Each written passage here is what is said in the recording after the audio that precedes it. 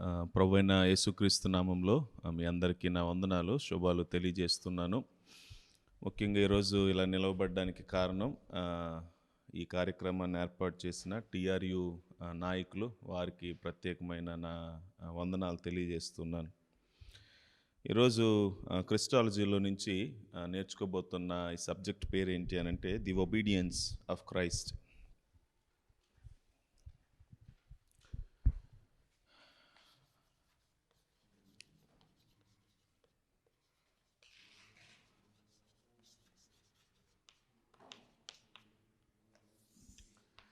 ఇది నిజానికి ఒక నేర్చుకునే స్క్రిప్చరల్గా కంటెంట్, కొత్తగా ఇందులో తెలియని కంటెంట్ పెట్టి చెప్పే సిద్ధాంతం ఏమీ కాదు. ఈ సిద్ధాంతాన్ని మనం ఏమంటాము అనంటే దీన్ని తెలిసిన కొన్ని సిద్ధాంతాలని అరేంజ్ చేసే సిద్ధాంతం ఇది, లేకపోతే సిస్టమైజ్ చేసే సిద్ధాంతం ఇది. కొన్ని డాక్ట్రిన్స్ ఉన్నాయి. డాక్ట్రిన్ ఆఫ్ సాల్వేషన్లో, సొటెరియాలజీలో, లేకపోతే క్రిస్టాలజీలో క్రీస్తు చేసిన కొన్ని ఆయన చేసిన పనులు కొన్ని ఉన్నాయి. వాటిని సిస్టమైజ్ చేసి చెప్పే సిద్ధాంతమే the doctrine of obedience of Christ. సింపుల్గా మనకి గ్రామర్లో చిన్నప్పుడు ఇలా నేర్పిస్తారు: సబ్జెక్ట్, వర్బ్, ఆబ్జెక్ట్. ఈ మూడు మనందరికీ బాగా తెలుసు కదా. సబ్జెక్ట్ అంటే ఎవరు అని అంటే చేసేవారు, వెర్బ్ అంటే చేసినది, ఆబ్జెక్ట్ అంటే ఈ సబ్జెక్టు ఈ క్రియను ఆబ్జెక్ట్ పైన చేయటం జరిగింది. రిసెప్షన్ లేకపోతే రిసీవింగ్ ది యాక్షన్ ఆబ్జెక్ట్ కదా. సో ఈ గ్రామర్ మనకు అర్థమైతే ఇప్పుడు మనం చెప్పబోయే సిద్ధాంతం మనకు బాగా అర్థమవుతుంది. కాబట్టి సబ్జెక్ట్లోనికి వెళ్ళడానికి మునుపు ఈ మూడు మాటలు కూడా మీరు మనసులో ఉంచుకోవాలని నేను మనవి చేస్తున్నాను. Subject, verb, object. చేసేవారు, చేసింది, ఆ క్రియ ఎవరిపైన చేయబడింది అనే విషయాన్ని మనం మనసులో పెట్టుకుందాం. బైబిల్లో నుంచి కొన్ని వచనాలను మనం చూద్దాం. ఈ వచనాలు ఒక్కొక్కటిగా చూసిన తర్వాత నేనేం చెప్పబోతూ ఉన్నానో ఈ విషయమై మీకే స్పష్టంగా అర్థమవుతుందని నేను అనుకుంటూ ఉన్నాను. గలతీయులకు రాసిన పత్రిక 3వ అధ్యాయం. గలతీయులకు రాసిన పత్రిక 3వ అధ్యాయం 10వ వచనం నుంచి ఇలా రాయబడి ఉంది. నేను చదువుతున్నాను, మీరు గమనించాలని మనవి చేస్తున్నాను. ధర్మశాస్త్రము విధించిన క్రియలకు సంబంధులందరూ ధర్మశాస్త్రమునకు లోనై ఉన్నారు. ఎందుకనగా ధర్మశాస్త్ర గ్రంథమందు వ్రాయబడిన విధులన్నీ చేయుటయందు నిలకడగా ఉండని ప్రతివాడు శాపగ్రస్తుడు అని వ్రాయబడి ఉన్నది. ధర్మశాస్త్రము చేత ఎవడునూ దేవుని ఎదుట నీతిమంతుడని తీర్చబడను సంగతి స్పష్టమే. ఏలయనగా నీతిమంతుడు విశ్వాస మూలమున జీవించును. ధర్మశాస్త్రము విశ్వాస సంబంధమైనది కాదు, కానీ దాని విధులను ఆచరించువాడు వాటి వలననే జీవించును. మనం ఇక్కడ చదువుకున్న ఈ వాక్య భాగం 3వ అధ్యాయం 10వ వచనం నుంచి దాదాపు 12వ వచనం వరకు కూడాను గాడ్స్ లా, దేవుని ధర్మశాస్త్రం.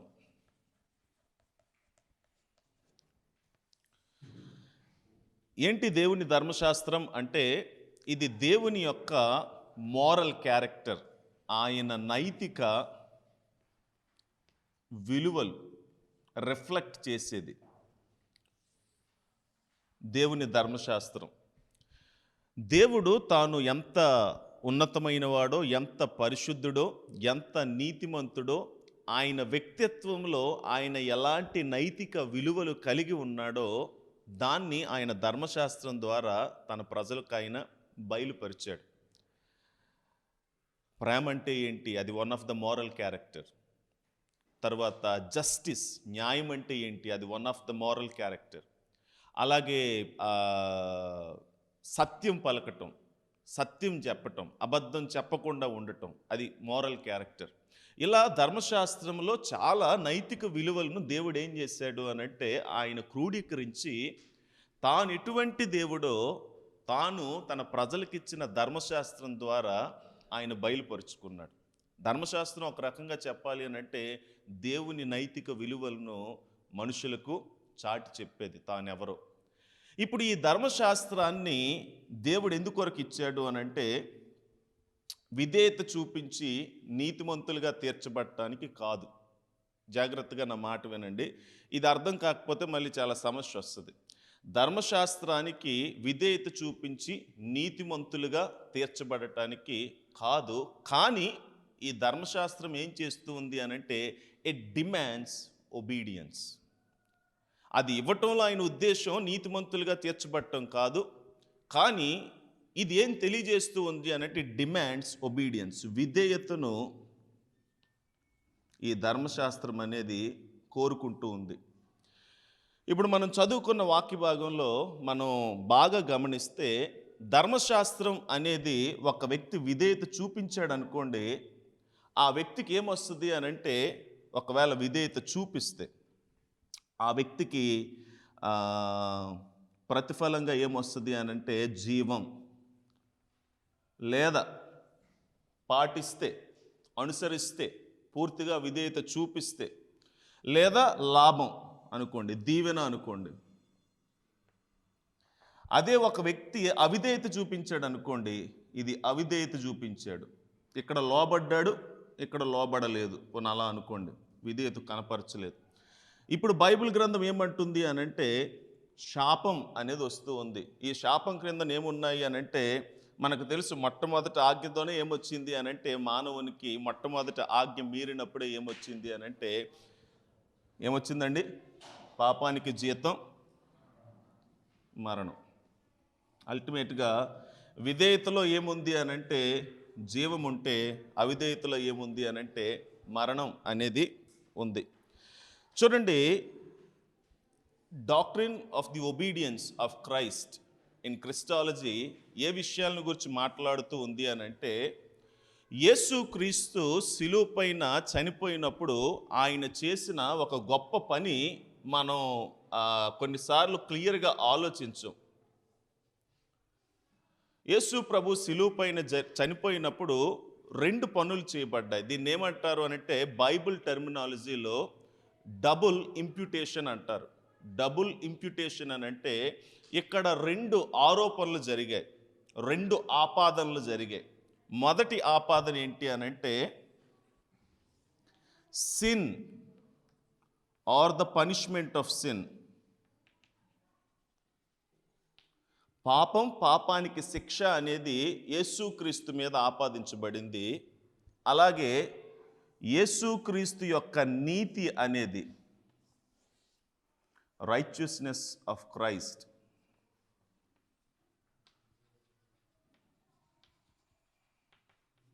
క్రీస్తు యొక్క నీతి అనేది తన యందు విశ్వాసం ఉంచే వారిపైన ఏం చేయబడింది అనంటే ఆపాదించబడింది.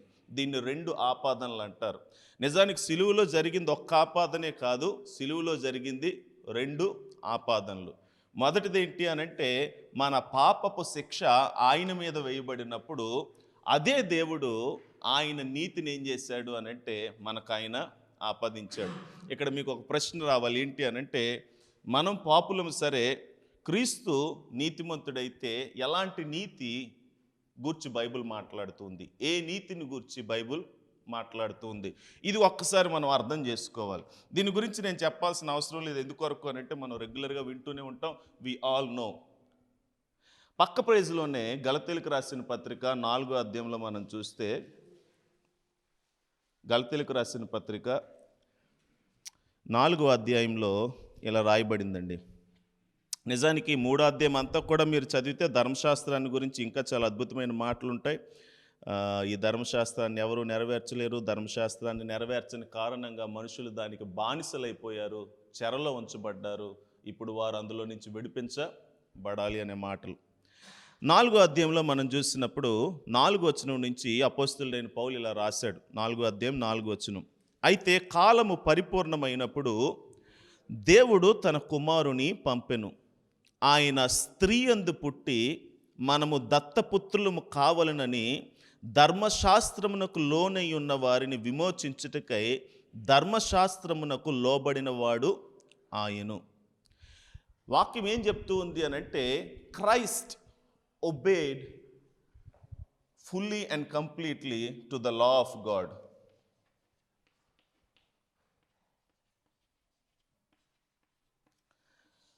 మనం ఏం చేయలేము అనంటే ధర్మశాస్త్రానికి విధేయత చూపలేము, అది దేవునికి తెలుసు.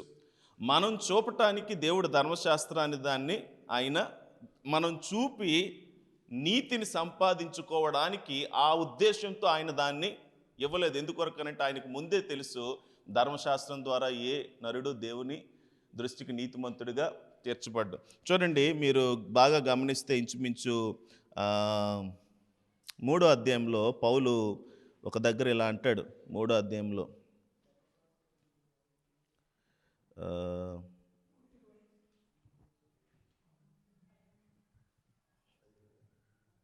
రైట్ 21 చూడండి. ధర్మశాస్త్రము దేవుని వాగ్దానములకు విరోధమైనదా? అట్లనరాదు.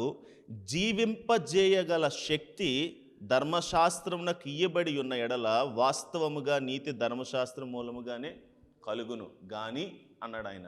అంటే ధర్మశాస్త్రానికి ఏ శక్తి ఇవ్వబడలేదు అనంటే జీవింపచేసే శక్తి ధర్మశాస్త్రానికి ఇవ్వబడలేదు.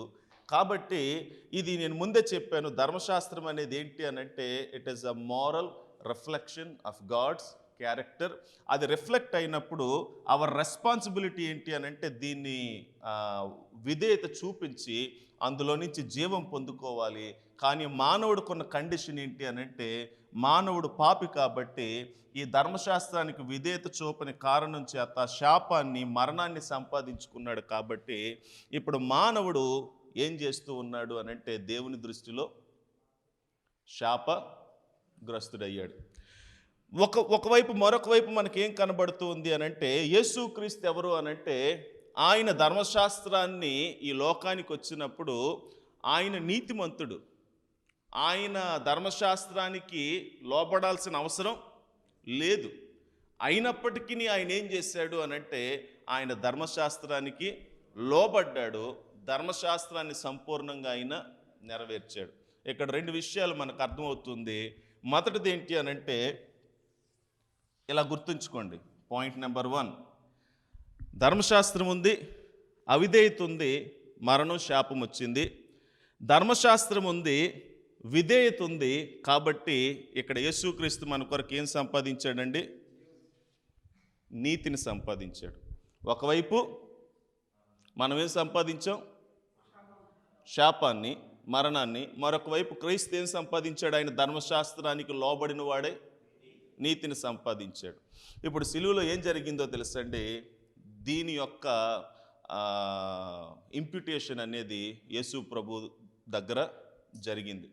ధర్మశాస్త్రానికి అవిధేయత చూపించి దేవుని నైతిక విలువలను పాటించని కారణం చేత, దేవుని స్టాండర్డ్స్ని మీట్ అవ్వని కారణం చేత జన్మతః అంటే స్వభావంలో పాపం, కర్మతః అంటే క్రియల్లో పాపం కలిగిన మానవుడు ధర్మశాస్త్రాన్ని నెరవేర్చలేక ఆ పాపం ద్వారా మరణాన్ని సంపాదించుకొని ఇప్పుడు ప్రతి మనిషి దేవుని ఉగ్రతకు, ఇందాక శామ్యూల్ అన్న చెప్పినట్టు ఉగ్రతకు పాత్రులై ఉండగా యేసుక్రీస్తు నందు చేయబడిన పని ఏంటి అనంటే మన ఉగ్రత అంతా సిలువు పైన వేయబడింది. ఆయన యందు విశ్వాసం ఉంచు వారి ఉగ్రత అంతా సిలువు పైన వేయబడింది. ఇప్పుడు యేసుక్రీస్తు ఎవరు? ధర్మశాస్త్రాన్ని పాటించినవాడు, నెరవేర్చినవాడు. అయితే ఆయన నీతి ఏం చేయబడింది అనంటే విశ్వాసులైన మనకు ఆపాదించబడింది. దీన్ని మనం ఏమంటాము అనంటే డ్యూయల్ లేకపోతే డబుల్ ఇంప్యూటేషన్ అని మనం అంటాం. అయితే ఇందులో ఒబీడియన్స్ ఆఫ్ క్రైస్ట్ని గురించి మనం ఏం నేర్చుకుంటున్నాము అనంటే మన యొక్క క్రైస్తవ జీవితంలో 2 విషయాలు నేను చెప్పాను కదండి. 2 విషయాలు మరలా జ్ఞాపకం చేస్తాను. ఈ 2 విషయాలు లేకపోతే క్రైస్తవ జీవితానికి నాకు తెలిసి గొప్పతనమే లేదు. మొదటిది ఏంటి అనంటే రెడెంప్షన్, విమోచన లేకపోతే క్షమాపణ.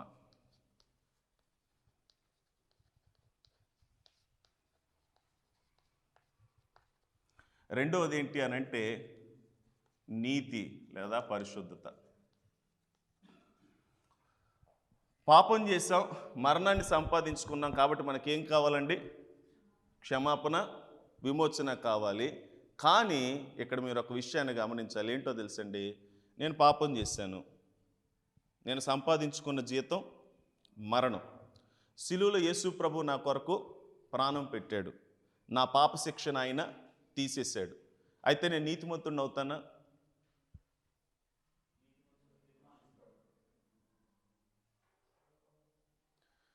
ఒకవేళ యేసు ప్రభు నా పాపాలను క్షమించి నా మరణాన్ని ఆయన తీసుకొని నాకు బదులుగా సిలువలో చనిపోతే నేను నీతిమంతుడిని కాను. కేవలం నేనేమవుతానో తెలుసండి, ఐఎమ్ ఎ ఫర్గివెన్ సిన్నర్, క్షమింపబడిన పాపిని అవుతాను అంతే. సో కేవలం నాకు ఉండే లాభం ఏంటి అని అంటే క్షమాపణ, విమోచన, అంతే. ఒక రకంగా చెప్పాలి అంటే, ఒక బ్యాంక్ అకౌంట్ తీసుకోండి, బ్యాంక్ అకౌంట్లో మైనస్ బ్యాలెన్స్ ఒక ₹1,00,00,000 ఉందనుకోండి. ఇప్పుడు ఆ బ్యాంకు వారు ఏం చేశారు అని అంటే రుణమాఫీ చేశారు అనుకోండి, మీ అకౌంట్లో ఎంత ఉంటుంది? 0 ఉంటుంది, అంతకన్నా ఎక్కువే ఉండదు కదా. ఉండేది ఎంత? 0. అదే రుణమాఫీ చేస్తూ మరొక ₹1,00,00,000 మీ అకౌంట్లో క్రెడిట్ చేశారనుకోండి, అప్పుడు ఎంత ఉంటుంది? సో సిలువలో యేసు ప్రభు చేసింది, లేకపోతే యేసు ప్రభు సిలువలో చూపించిన విధేయత అనేది 2 రకాలుగా ఉంది. అది కేవలం మన పాపాలను క్షమించి మన శాపాలను ఆయన తన సిలువ పైన ఆయన తన మీద వేసుకొని మరణం నుంచి మనల్ని తప్పించి 0లో విడిచిపెట్టేసి ఇంకెప్పటి నుంచి నీతి సంపాదించుకోవాల్సింది నువ్వే. ఇంక నువ్వు ఎంత కష్టపడితే నీకంత నీతి, ఎంత తక్కువ కష్టపడితే అంత తక్కువ నీతి అని ఆయన విడిచిపెట్టలేదు. చాలామంది ఈరోజు అలాగే బోధిస్తున్నారు. నీ అకౌంట్ 0 చేసేసాడు యేసు ప్రభు, ఇప్పటి నుంచి పరలోకానికి వెళ్ళి కిరీటం సంపాదించుకోవడానికి ఈ రోజు నుంచి నువ్వేం చేయాలి? నువ్వెంత కష్టపడితే అంత బహుమానం. కాదు, బైబిల్ ఎక్కడ అలాగూ బోధించట్లేదు. ఆయన మనల్ని 0లో వదలలేదు. కానీ ఆయన ఏం చేశాడో తెలుసండి, ఆయన ధర్మశాస్త్రానికి విధేయత చూపించి ధర్మశాస్త్రాన్ని సంపూర్ణంగా నెరవేర్చి మన కొరకు ఆయన ఏం సంపాదించాడో తెలుసండి. ఆయన ఈ భూమి మీద బ్రతుకున్నప్పుడు నీతిని, క్రెడిట్ని సంపాదించి దాన్ని కూడా ఆయన సిలువలో ఏం చేశాడు అని అంటే మన కొరకు ఆయన ఆపాదించాడు. అందుకొరకే మనం ఎవరము అనంటే యేసు క్రీస్తునందు మనకు ఆయన గొప్ప గుర్తింపునిచ్చాడు. పరిశుద్ధులము, నీతిమంతులము, దేవుని పిల్లలముగా మనం చేయబడ్డాం. ఎఫ్సీలకు రాసిన పత్రిక 1వ అధ్యాయంలో ఇందాకలా అన్న జ్ఞాపకం చేశారు. దేవుడు మనల్ని ఎందుకొరకు ఎన్నుకున్నాడంట? 2 మాటలు, పరిశుద్ధులమును నిర్దోషులమునై ఉండవలనని. కేవలం నిర్దోషులం కాదు, నిర్దోషులుగా ఆయన ఇక్కడ చేశాడు. కానీ తర్వాత ఆయన ఏమంటున్నాడు? మనకు లేని పరిశుద్ధతను కూడాను ఆయన మనకు ఆపాదించాడు. అయితే దీని కొరకు యేసు ప్రభు చేసిన 2 పనులండి. మొదటిది, అందుకే ఇందాక నేనేం చెప్పాను అనంటే సబ్జెక్ట్, వెర్బ్, ఆబ్జెక్ట్ అని చెప్పాను కదా. సో ఈ 2 పనులు కూడాను యేసు ప్రభు 2 రకాలుగా చేశాడు. మొదటిది ఏమంటాము అనంటే, ఇప్పటివరకు అర్థమైందండి నేనేం చెప్తున్నాను? సో 2 విషయాలు చెప్పాను నేను. మొదటిది ఏమన్నాను? మన జీవితంలో ఆయన ఏమిచ్చాడు? క్షమాపణ, విమోచన, అది మొదటిది. కానీ ఇక్కడతో ఆపేస్తే వీఆర్ 0. కానీ ఇక్కడతో ఆపేయకుండా ఆయన ఏం చేశాడు? నీతి, పరిశుద్ధత. ఆయన మనకు లేని దాన్ని ఆయన సంపాదించి, ఆయన విధేయత చూపించి మన అకౌంట్లో ఆయన క్రెడిట్ చేశాడు. ఇది 2వ విషయం. దీన్నే బైబిల్ సిద్ధాంతాల్లో ఇలా అంటారు. మొదటిది ఏమంటారు అని అంటే ప్యాసివ్ ఒబీడియన్స్ ఆఫ్ క్రైస్ట్. రెండోది ఏంటి అని అంటే active obedience of Christ. Passive అంటే అర్థం ఏంటో తెలుసండి, యేసు ప్రభు పైన సిలువలో ఒకటి జరిగింది, యేసు ప్రభు మన కొరకు సిలువలో ఒకటి చేశాడు. He received something at the cross and he has done something at the cross for us. 2 జరిగాయి. ఇంప్యుటేషన్స్ జరిగినప్పుడు ఒకటి దేవుడు చేశాడు, ఇంకొకరు క్రీస్తు మన కొరకు చేశారు. దేవుడు క్రీస్తు ద్వారా చేశారు. చూడండి, బైబిల్లో కొన్ని రెఫరెన్సెస్ మీకు చూపిస్తాను. ఒకటి దేవుడు క్రీస్తుకు చేశాడు. ప్యాసివ్ ఒబీడియన్స్ అంటే నేను చెప్తాను, జస్ట్ మామూలుగా చెప్పాను, స్క్రిప్చర్ చూపించినప్పుడు ఇంకా బాగా అర్థమవుతుంది. ప్యాసివ్ ఒబీడియన్స్ అని అంటే ఇక్కడ యేసు ప్రభు ఏమీ చెయ్యలేదు. ఆయన ఏం చేశాడు అని అంటే భరించాడు, అనుభవించాడు. కానీ అది చేసింది ఎవరు అని అంటే దేవుడు చేశాడు. దాన్ని ప్యాసివ్ ఒబీడియన్స్ అని అంటాం. యాక్టివ్ ఒబీడియన్స్ అని అంటే అది యేసు ప్రభు తన జీవితం అంతా చేసింది. సిలువలో ఏం చేశాడు అని అంటే మన కొరకు ఆయన దాన్ని దానం చేశాడు. మన కొరకు ఆయన ఏం చేశాడు అని అంటే బహుమానంగా ఇచ్చాడు. దాన్ని మనం ఏమంటాము అని అంటే యాక్టివ్ ఒబీడియన్స్ అని అంటాం. దాని గురించి బైబిల్లో కొన్ని రెఫరెన్సెస్ ఉన్నాయి, మనం ఒక్కొక్కటిగా చూద్దాం. ముందుగా రోమీలకు రాసిన పత్రిక 5వ అధ్యాయం. రోమీలకు రాసిన పత్రిక 5వ అధ్యాయం.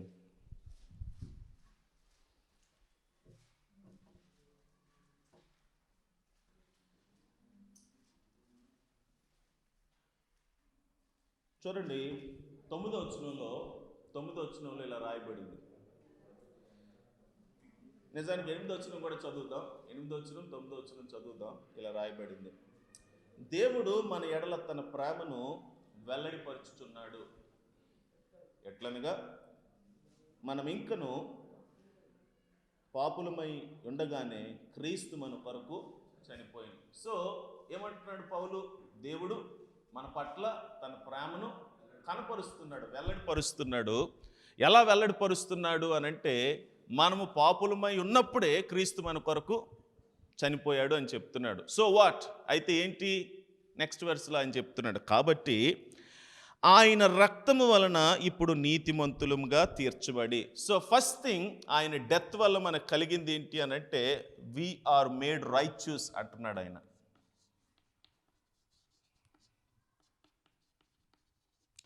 రెండోది ఏమంటున్నాడు చూడండి, నెక్స్ట్ లైన్లో మీరు చూస్తే అక్కడతో ఆపేయకుండా మరింత నిశ్చయముగా ఏమంటున్నాడు ఆయన? ఆయన ద్వారా ఉగ్రత నుండి రక్షింపబడదాం. ఇదేంటిది అని అంటే ఎస్కేప్ ఫ్రమ్ జడ్జిమెంట్. నిజానికి ఏం మాట్లాడుతున్నాడో తెలుసండి? 2 విషయాలు మాట్లాడుతున్నాడు.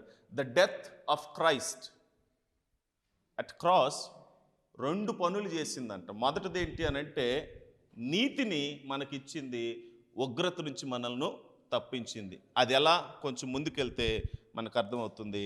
అదే అధ్యాయంలో 5వ అధ్యాయంలో కొంచెం ముందుకు మనం వెళ్దాం. చూడండి, 12వ వచనం నుంచి ఆయన ఒక అంశాన్ని ఎత్తుకుని ఇలా మాట్లాడతాడు ఆయన. 12వ వచనం నుంచి, ఇట్లుండగా ఒక మనుష్యుని ద్వారా పాపము ద్వారా మరణమును లోకములోనికి ఎలాగూ ప్రవేశించునో అలాగుననే మనుషులందరూ పాపం చేసినందున మరణం అందరికీ సంప్రాప్తము ఆయన. సో ఒకడు పాపం చేశాడు కాబట్టి ఆయన ద్వారా మనుషులందరికీ పాపం సంప్రాప్తమైంది. ఆయనకు వచ్చిన మరణమే మనుషులందరికీ కూడాను వచ్చింది. సో దీన్ని హెడ్రల్ థియలాజికల్ టర్మ్లో ఆదాము నందు ఆయన మనకు శిరస్సుగా ఉన్నాడు. ఆయన ద్వారా మనం అందరం ఏమయ్యాము అని అంటే పాపులంగా చేయబడ్డాం. 13వ వచనంలో ఇలా రాయబడింది చూడండి, ఇయాల కనుక ధర్మశాస్త్రం వచ్చినది కనుక పాపము లోకములో ఉండెను కానీ ధర్మశాస్త్రము లేనప్పుడు పాపము ఆరోపింపబడదు. సో పాపం ఉంది కానీ పాపం ఏం చేయబడలేదండి?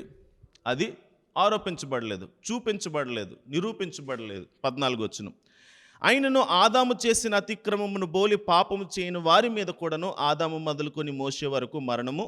ధర్మశాస్త్రం లేనంత మాత్రాన మరణం లేదనుకోవద్దు. ఎందుకొరకు అని అంటే ధర్మశాస్త్రం లేకపోయినా పాపం అనేది ఉంది కాబట్టి మరణం ఏం చేసింది అని అంటే మోషేకు ముందు కూడా మరణం అనేది మనుషులపైన ఏలింది. మనుషులందరూ కూడాను మరణాన్ని అనుభవించారని చెప్తున్నాడు. 15వ వచనం, అయితే అపరాధము కలిగినట్లు కృపావరము కలుగలేదు. జాగ్రత్తగా ఈ మాట అండర్లైన్ చేసుకోండి, కృపావరం.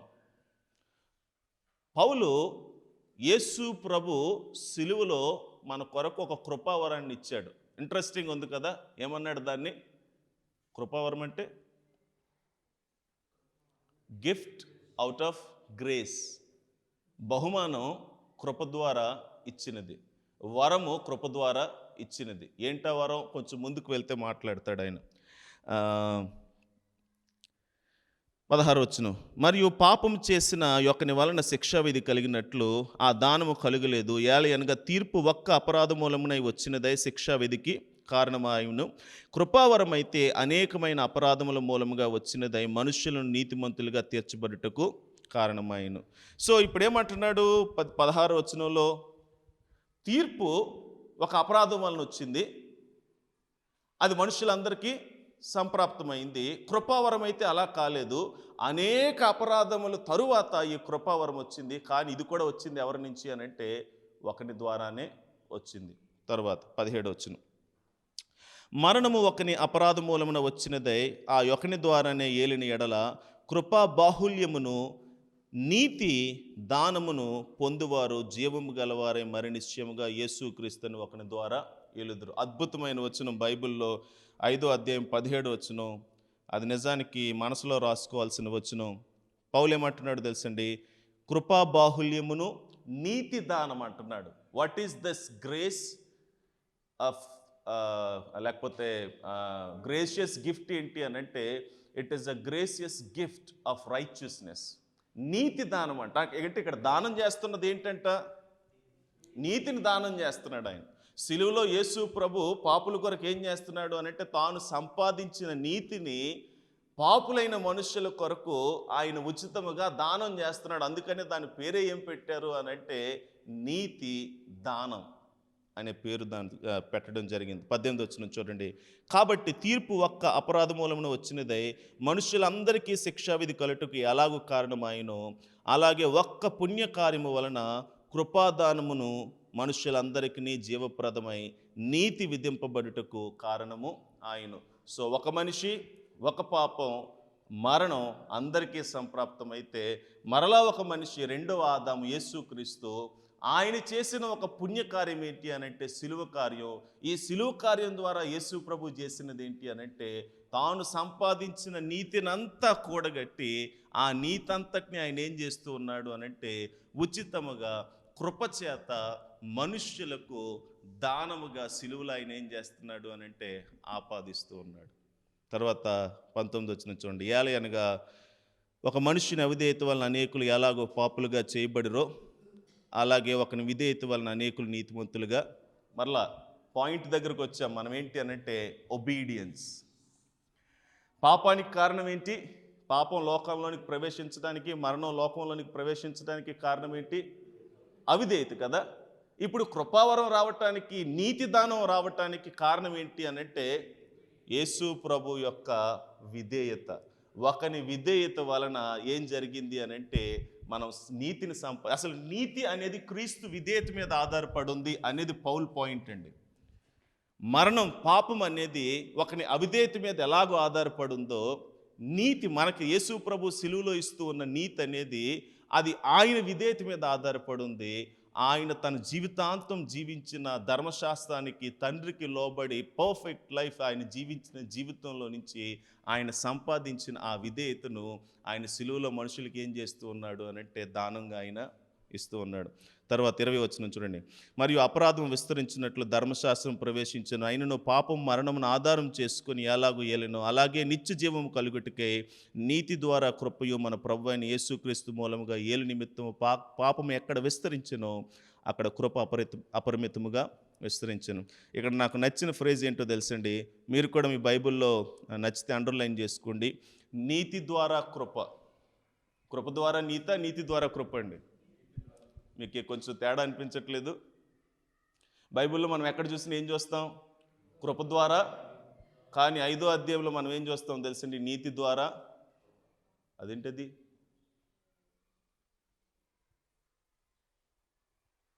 ఎందుకొరకు అని అంటే ఈ నీతి ఎవరిది? Active obedience of Christ. ఈయన నీతి ద్వారా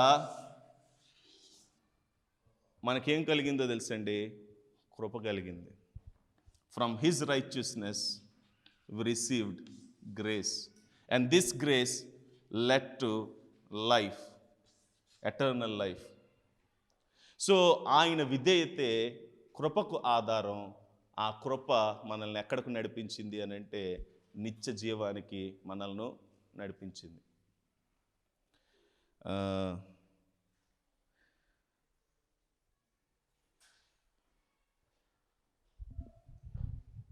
మోస్ట్లీ నాకు తెలిసి ఎక్కువ శాతం చర్చెస్లో యేసు ప్రభు శిలువ పైన మరణాన్ని అనుభవించాడు కాబట్టి మనకు నీతి వచ్చింది అని చెప్తారే తప్ప, బైబిల్ చెప్తున్న ఈ సిద్ధాంతం నిజంగా మనం అర్థం చేసుకుంటే అసలు నీతి అనే కాన్సెప్ట్ నాకు తెలిసి చాలా డిఫరెంట్గా కనిపిస్తుంది. ఎందుకొరకు అనంటే, ఎందుకు అసలు యేసు ప్రభు యొక్క జీవితాన్ని, మరణాన్ని, పునరుత్థానాన్ని సువార్తలో ప్రకటించాలో తెలుసండి. 3 ఆస్పెక్ట్స్ ఉన్నాయి కదా సువార్తలో. ఏం 3 ఆస్పెక్ట్స్ చెప్తాం మనం? ఆయన జీవితం, మరణం, పునరుత్థానం. ఆయన జీవితం గురించి ఎందుకు మాట్లాడాలి? ఎందుకొరకు అనంటే ఆయన జీవితమే మన నీతికి ఆధారం. ఆయన జీవించిన జీవితం అది మనకేం తీసుకొచ్చింది అనంటే నీతిని మనకు ఆయన సంపాదించాడు. ఆయన బ్రతికిన దినాలన్నీ కూడాను మన కొరకు ఆయన ఏం చేశాడు అనంటే ప్రయాసపడి మన కొరకు ఆయన నీతిని కూడగట్టాడు. ఆ నీతిని సిలువలో మన కొరకు ఆయన ఏం చేశాడు అనంటే దానంగా ఆయన ఇచ్చాడు, ఆపాదించాడు. సో దీన్ని యాక్టివ్ ఒబీడియన్స్ ఆఫ్ క్రైస్ట్ అని అంటాం. నిజానికి ఇంకొక వచనం కూడా మీకు చూపిస్తాను. తర్వాత నేను ప్యాసివ్ ఒబీడియన్స్ గురించి మాట్లాడి నేను ముగిస్తాను. చూడండి, రోమిలకు రాసిన పత్రిక 8వ అధ్యాయం, రోమిలకు రాసిన పత్రిక 8వ అధ్యాయం 4వ వచనంలో ఇలా రాయబడింది: శరీరమును అనుసరింపక ఆత్మను అనుసరించి నడుచుకొని మన యందు ధర్మశాస్త్ర సంబంధమైన నీతి విధి నెరవేర్చబడవలనని పాప పరిహారము నిమిత్తము దేవుడు తన సొంత కుమారుని పాప శరీరాకారముతో పంపి ఆయన శరీరమందు పాపమునకు శిక్ష విధించెను. ఇక్కడ మీరు ఒక వచనాన్ని, ఒక లైన్ బాగా గమనిస్తే, యేసు ప్రభు శిలువ మరణాన్ని అనుభవించడానికి గల reason, one of the reason ఏంటి అనంటే ధర్మశాస్త్ర సంబంధమైన నీతి విధి నెరవేర్చబడవలనని. సో ధర్మశాస్త్ర సంబంధమైన నీతి విధి నేను ఎలా నెరవేర్చగలను? నేను నెరవేర్చలేను. కాబట్టి అది నాలో నెరవేర్చబడాలని ఎవరు బలియాగం అయ్యారు అనంటే క్రీస్తు నా కొరకు ఆయన బలియాగం అయ్యాడు. సో ఇలాంటి వచనాలు ఇంకా చాలా ఉన్నాయి, బట్ మీకు అర్థమైందని నేను అనుకుంటూ ఉన్నాను. So active obedience of Christ అంటే యేసు ప్రభు ఈ లోకంలోనికి వచ్చినప్పుడు ఆయన విధేయతతో కూడిన జీవితం జీవించినప్పుడు ఆయన విధేయత అనేది దేనికి అనంటే ధర్మశాస్త్రానికి. ఆ ధర్మశాస్త్రానికి సంపూర్ణంగా లోబడిన నీతంతటిని ఆయన ఏం చేశాడు అనంటే సిలువలో మన కొరకు ఆయన దానముగా ఇచ్చాడు. అందుకరకే అదేంటి అనంటే గ్రేషియస్ గిఫ్ట్. ఆ నీతిని ఆపాదించడానికి మనం ఏమీ చెల్లించలేదు, విశ్వాసాన్ని ఉంచాం. అసలు విశ్వాసం ఉంచడం ద్వారానే కదా నీతిమంతులుగా తీర్చబడ్డాం. So it's a free gift. సరే, మరి ప్యాసివ్ ఒబీడియన్స్ అంటే ఏంటి? Subject, verb, object. ఇక్కడ సబ్జెక్ట్ ఎవరు యాక్టివ్ ఒబీడియన్స్లో? యేసు ప్రభు. వెర్బ్ ఏంటి? ధర్మశాస్త్రానికి లోబడ్డం, ఒబీడియన్స్ టు లా. కాబట్టి ఈయన నీతి ఇప్పుడు ఆయన ఏం చేశాడు అనంటే ఆయన సంపాదించిన నీతి పాపులమైన మనకు ఆయన ఏం చేశాడండి? ఆయన ఆపాదించాడు. It's clear, active obedience. ఆయన ఏం చేశాడు అనంటే మనకు ఆయన విధేయత చూపించి దానం చేశాడు. యోగ్యత లేని వారికి, అర్హత లేని వారికి, పాపులమైన మనకు పౌలు అంటాడు కదండి, ఒక పాపులలో ప్రధానుడైన నన్ను ఆయన ఏం చేశాడు అనంటే నమ్మకమైన వాడిగా ఎంచాడు. హీ కౌంటెడ్ మీ ఫెయిత్ఫుల్ అని. సో అది యేసు ప్రభు చేసింది. అయితే ప్యాసివ్ ఒబీడియన్స్ ఏంటి అనంటే ఇది యేసు ప్రభు సిలువలో చేయలేదు, ఇది యేసు ప్రభు పైన సిలువలో చేయబడింది. దీనికి క్లాసికల్ నిజానికి ప్యాసేజ్ ఎక్కడుంది అంటే పాత నిబంధన గ్రంథంలోనే ఉంది. యెషయా గ్రంథం 53వ అధ్యాయంలో ఇలా రాయబడిందండి. యెషయా గ్రంథం 53వ అధ్యాయం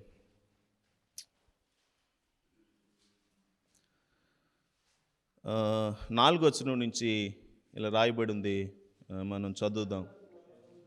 నిశ్చయముగా అతడు మన రోగములను భరించెను, మన వ్యసనములను వహించెను. అయినను మొత్తబడిన వాడిగాను, దేవుని వలన బాధింపబడిన వాడుగాను, శ్రమ నొందిన వానిగాను మనం అతనిని ఎంచితిమి. మన అతిక్రమములను బట్టి అతడు గాయపరచబడును, మన దోషములను బట్టి నలుగుగొట్టబడును. మన సమాధానార్థమైన శిక్ష అతని మీద పడెను. మీరు ఇక్కడ క్రియాపదాలన్నీ కూడాను సమయం ఉంటే, ఇప్పుడు మనకు అంత టైం లేదు కానీ ఒక లిస్ట్ రాసుకోండి. All of them are passively done to Christ. ఒక లిస్ట్ తయారు చేసుకోండి. ఆయన ఉన్నాడు, ఇక్కడ ఒక గుంపు ఉంది, అక్కడ ఒక ఆయన ఉన్నాడు. వీరికి రావాల్సినవన్నీ ఆయన ఏం చేశాడో తెలుసండి, థర్డ్ పర్సన్గా తీసి ఈయన మీద వేశాడు, తీసి ఈయన మీద వేశాడు, తీసి ఈయన మీద వేశాడు. ప్రతి వర్బ్ కూడాను. సింపుల్గా చెప్పాలి అని అంటే, ఇది యేసు ప్రభువుని లేకపోతే దేవుడు ఎన్నుకున్న ప్రజలు అనుకోండి వీరంతా కూడాను. ఇక్కడ తండ్రి అయిన దేవుడు ఇక్కడ ఉన్నాడు, ఆయన ఇక్కడ యేసుక్రీస్తు ఉన్నాడు. తండ్రి అయిన దేవుడు 53వ అధ్యాయంలో చేసిన పని ఏంటో తెలుసండి. ఆయన వీరి దగ్గర రోగం ఉంటే ఈ రోగాన్ని యేసు ప్రభువు మీదకి ఆయన వేశాడు. వీరికి రావాల్సిన శిక్షను ఆయన మీద వేశారు. వీరికి పడాల్సిన దెబ్బలు వారి మీద ఆయన పడేలా చేశాడు. ప్రతి వర్బ్ కూడా మీరు చూస్తే అధ్యాయంలో actively done by the father, తండ్రి చేత అది జరిగింది, కానీ కుమారుని మీద జరిగింది. ఆయన నలుగొట్టబడ్డాడు, ఆయన వ్యసనాక్రాంతుడిగా చేయబడ్డాడు, ఆయన బాధించబడ్డాడు, ఆయన తృణీకరించబడ్డాడు, ఆయన ఎన్నిక లేని వాడిగా ఎంచబడ్డాడు. అన్నీ కూడాను డన్ టు హిమ్. అందుకని దీన్ని మనం ఏమంటాము అని అంటే ప్యాసివ్ ఒబీడియన్స్ అని అంటాం. యేసు ప్రభు దీన్ని చెయ్యలేదు యాక్టివ్గా. ఆయన విల్లింగ్నెస్ చూపించాడు, అనుభవించడానికి విల్లింగ్నెస్ చూపించాడు. కానీ ఇది ఎవరి మీద చేయబడింది అని అంటే ఆయన పైన ఒక ఆయన చేశాడు. అందుకనే సిలువ కార్యం అనేది ఏంటో తెలుసండి, అతి భయంకరమైన దేవుని ఉగ్రతకు తీర్పు. ఇందాక అన్న హోలీనెస్ గురించి మాట్లాడుతున్నప్పుడు మేబీ గాడ్స్ సావర్నిటీ సరిగ్గా ఇలా స్విచ్ చేసిందేమో అనుకున్నాను. ఎందుకొరకో తెలుసండి, మన దేవుడు ఎవరు అనంటే మనం నమ్మిన దేవుడు పాపమును చూడలేని పవిత్రమైన కన్నులు కలిగిన వాడు. ఆయన అసహించుకున్నంతగా పాపాన్ని ఇంకెవరూ అసహించుకోలేరు. ఆయన ద్వేషించినంతగా పాపిని ఇంకెవరూ ద్వేషించలేరు. మనం అనుకుంటాం తప్పు చేసినోడిని మనం చాలా ద్వేషిస్తున్నామని, కానీ ఆయనంత ద్వేషం ఇంకెవరికి ఉండదు పాపి పైన. అంత ద్వేషం, అంత కోపం, అంత పగ, అంత ప్రతీకారం కలిగి ఆయన ఏం చేశాడు అనంటే మనకు రావాల్సిన ప్రతి దాన్ని తన కుమారుడి పైన ఆయన వేసి మనల్ని ఆయన తీర్పు నుండి ఆయన తప్పించాడు. ఆయన కుమారుడు ఏం చేశాడు అనంటే చూడండి, ఆయన ఏం చేశాడు అనంటే చాలా అద్భుతంగా ఇక్కడ మరొక పిక్టోరియల్గా ఇలా రాయబడింది చూడండి. దాదాపు 6వ వచనం నుంచి నేను చదువుతున్నాను. మనమందరమును గొర్రెల వలె త్రోవ తప్పిపోతుమి, మనలో ప్రతి వాడును తనకిష్టమైన త్రోవను తొలగెను. యెహోవా మన అందరి దోషము అతని మీద మోపెను. యెహోవా మన దోషము అతని మీద మోపెను అనే మాట. మోపటం అంటే ఏంటో తెలుసండి, ఆపాదించటం, ఆరోపించటం, ఇంప్యూట్ చేయటం. 7వ వచనం, అతడు దౌర్జన్యము నొందెను, బాధింపబడిను, అతను ఏం చేయలేదంటండి, నోరు తెరవలేదు. వదకి తేబడు గొర్రె పిల్లయు బొచ్చు కత్తిరించు అని ఎదుట గొర్రెయు మౌనముగా ఉండునట్లు అతడు నోరు తెరవలేదు. అన్యాయము తీర్పు నొందిన వాడై అతడు కొనుపబడిను. So how did Christ responded or reacted at the cross? నోరు తెరవలేదు, మాట్లాడలేదు. అంటే అర్థం ఏంటో తెలుసండి, కంప్లీట్లీ ప్యాసివ్. ఏం చేస్తావో తండ్రి, నీ చిత్తం, నీ చేతికి అప్పగించుకున్నాను, చెయ్యి. తండ్రి ఏం చేశాడో తెలుసండి, కనికరం లేకుండా, జాలి లేకుండా, ఏమాత్రం నా కుమారుడు నాతో యుగయుగాలు ఉన్నవాడు సమానుడని కనీసం ఆలోచించకుండా ఒక పాపికి సంపూర్ణంగా దేవుడు ఒకవేళ తీర్పు తీరిస్తే ఎలా తీరుస్తాడో అలా తను నమ్మే వారందరి శిక్షను అంతే తీవ్రతతో, అంతే ఉగ్రతతో తన కుమారుని మీద ఆయన వేశాడు. యేసు అది భరించడం ద్వారా మనకేమైందో తెలుసండి, we are forgiven, we are redeemed and we have no guilt. ఇంకో అద్భుతం ఏంటో తెలుసండి, పౌలు అంటాడు 5వ అధ్యాయం 12వ వచనంలో, కాబట్టి ఇప్పుడు దేవునితో మనకేముంది అని అంటే సమాధాన స్థితిని పొంది ఉన్నాం. We have piece with God. So మొదటగా ఆయన ప్యాసివ్ ఒబీడియన్స్ వల్ల మనకు కలిగింది ఏంటండి, క్షమాపణ, సమాధానం, విమోచన. ఆయన యాక్టివ్ ఒబీడియన్స్ వల్ల మనకు కలిగింది ఏంటండి, నీతి, పరిశుద్ధత.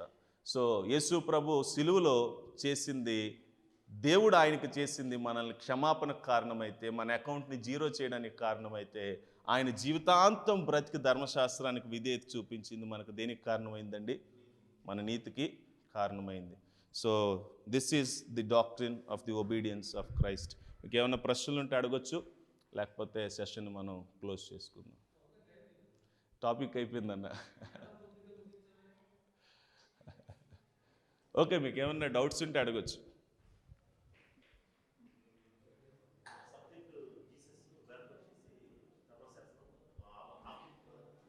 మనం కదండి, మనం.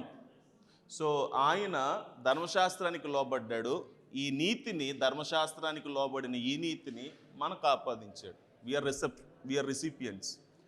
సిలువలో జరిగింది ఏంటి అనంటే, దేవుడు మన ఉగ్రతను, మన పైన రావాల్సిన ఉగ్రతను ఆయన మీద వేశాడు. So Jesus is the recipient.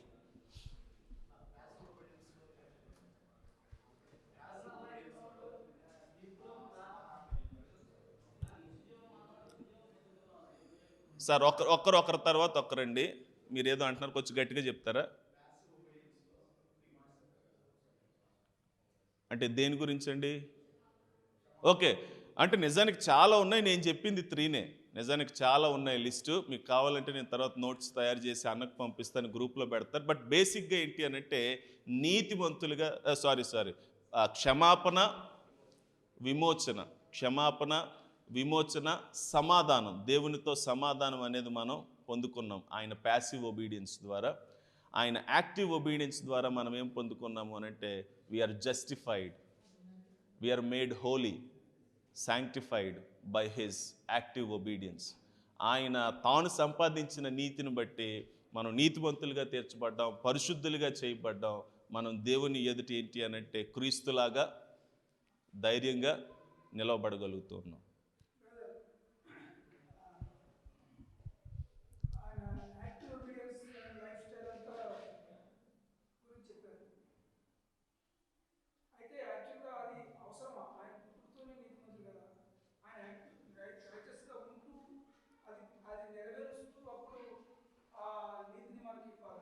Very good, మంచి ప్రశ్న వేశారండి. నేను ఫస్ట్ నుంచి కూడా చెప్తున్నది అదే. దేవుడు నీతిమంతుడు, యేసుక్రీస్తు నీతిమంతుడు. కానీ సిలువలో మనకు ఆపాదించిన నీతి ఆయన క్యారెక్టర్లో ఉన్న నీతి కాదు. ఆయన క్యారెక్టర్లో ఆయన ఎవరు అనంటే, ఆయన తప్పు చెయ్యనివాడు. గాడ్ ఈజ్ రైచియస్ అంటే అర్థం ఏంటంటే, he doesn't do anything wrong. What ever he does is right and he only does write. ఆయన ఏం చేసినా రైటే చేస్తాడు, ఎందుకనంటే ఆయన రైటే చేస్తాడు కాబట్టి. దట్ ఈస్ హిస్ క్యారెక్టర్ అనేది అక్కడ రైచియస్ అనేది. కానీ ఆయన తన క్యారెక్టర్ని ఇక్కడ ఆపాదించలేదు మనకి సిలువలో. ఆయన ఆపాదించింది ఏంటి అనంటే, ఆయన ధర్మశాస్త్రానికి ఒక మానవునిగా శరీరాన్ని ధరించుకొని లోకానికి వచ్చి విధేయత చూపించి తండ్రి చేత ఆయన ఏంటి అనంటే నీతిమంతుడిగా, లేకపోతే తండ్రి దృష్టిలో ఆయన ఏంటి అంటే ఒక మానవుడిగా విధేయత చూపించి సంపాదించిన నీతి ఏదైతే ఉందో దాన్ని ఆయన మనకేం చేశాడు అనంటే సిలువలో ఆపాదించాడు. So it is a practical righteousness, character righteousness కాదు. ప్రాక్టికల్ రైచియస్నెస్ బై అవునండి, అంటే బై ద ఫాదర్. మంచి ప్రశ్న అండి.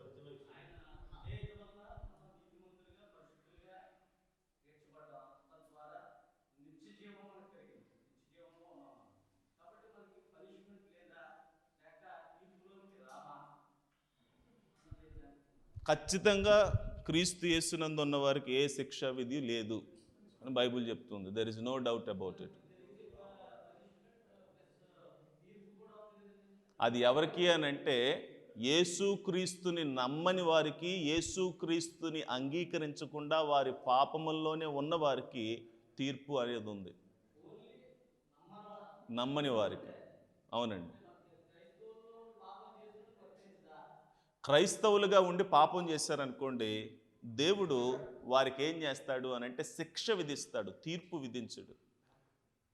శిక్షించడం అంటే అర్థం ఏంటో తెలుసండి. తండ్రి కుమారుణ్ణి ఏం చేస్తాడు అనంటే తప్పు చేసినప్పుడు శిక్షిస్తాడు, సంబంధాన్ని తెంచుకోడు. ఒకసారి యేసుక్రీస్తునందు దేవునికి పిల్లలుగా చేయబడ్డాం అనుకోండి, ఆయన నీకు నాకు ఇంకా సంబంధం లేదు, నువ్వు నా దగ్గరికి రావడానికి వీలు లేదు, నువ్వు నరకానికి పో అని సంబంధాన్ని తెంచుకోడు. ఆయన ఏమంటాడు అనంటే, పౌలు అంటాడు కదండి, మీలో కొందరు ఏమవుతున్నారంట, రోగులు, బలహీనులు, కొంతమంది నిద్రిస్తున్నారు అంటున్నాడు.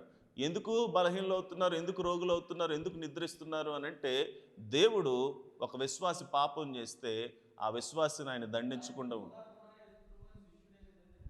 అవునండి. కానీ బైబిల్ ఆయన గురించి ఏం చెప్తుందంటే, మీ 11 మందిని నేను ఏర్పరచుకున్నాను, కానీ మీలో ఒకడు సాతాను. So he is not a believer, విశ్వాసి కాదు, నటించాడు అంతే విశ్వాసాన్ని. దీని గురించి మాట్లాడతారండి నిజానికి. ఇప్పుడే ఇది నిజానికి పరిశుద్ధుల పదిలత అనే ఒక డాక్టరీని గురించి మాట్లాడినప్పుడు దీని గురించి మాట్లాడతాం. ఓకే అండి, దీని గురించి చాలా సెషన్స్ ఉన్నాయి, ఇది ఎక్కడితో అయిపోలేదు, జస్ట్ 1 by 1 వెళ్తూ ఉన్నాం. సో మంచి ప్రశ్నలు అడిగారు, దీని గురించి మీకు ఇంకా క్లారిటీ తర్వాత సెషన్స్లో వస్తుందండి.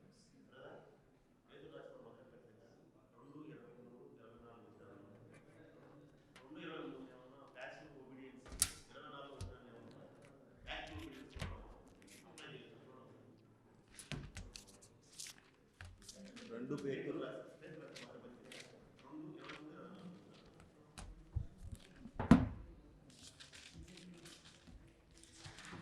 మొదటి పత్రిక 2:20.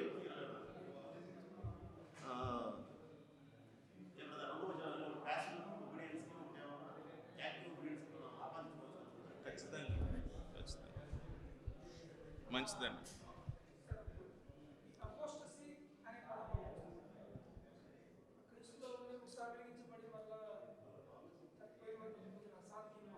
అవును,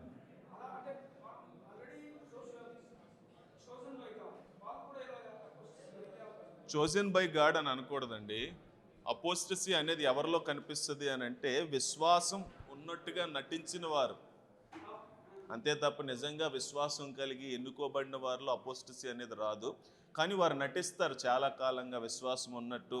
సో మీకు హెబ్రీ పత్రికలోనే చాలా గొప్ప ఉదాహరణలు ఉంటాయి. వారందరూ వచ్చారు కానీ వారందరూ విశ్వసించలేదు, కాబట్టి వారందరూ అరణ్యంలో రాలిపోయారు అని ఉంటుంది.